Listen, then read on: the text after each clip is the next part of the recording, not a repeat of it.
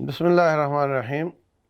رسول اللہ صلی اللہ علیہ وسلم نے فرمایا ہے کہ یہ جو چار عیب ہیں کہ واضح قسم کی بیماری ہو، المریضہ البین مرضھا، یا لنگڑا پن اس میں ہو واضح قسم کا، یا کانا پن واضح قسم کا ہو، یا اتنی بوڑھی ہو کہ اس کی ہڈیوں میں میخ نہ ہو۔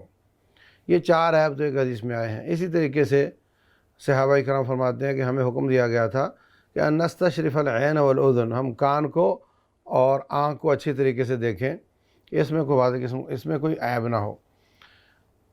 اس کے علاوہ جتنے بھی عیب ہیں ان کی کوئی وضاحت نہیں آئی۔ تو کانگو کی بیماری جو ہے، اس میں بھی اگر ڈاکٹر کہیں کہ اس کا گوشت انسان کے لیے نقصان دہ نہیں ہے، اور اس کے لیول بھی شاید ہوں کہ شروع کا لیول ہے، ابتدا ہے، اور وہ ہے، اور اس کی بظاہر جسم میں بھی چلنے پھرنے میں بھی بیماری واضح نہ ہو، تو نبی صلی اللہ علیہ وسلم نے یہی فرمایا کہ ایسی بیمار جس کی بیماری واضح ہو تو انشاءاللہ ایسا جانور کیا جا سکتا ہے۔ لیکن اگر وہ واضح ہو جائے اور وہ بالکل لاغر ہو اور چلنے کے لائق نہ رہے، یا نظر آ رہی ہو واضح بیماری، تو پھر ایسا جانور ذبح نہیں کرنا چاہیے۔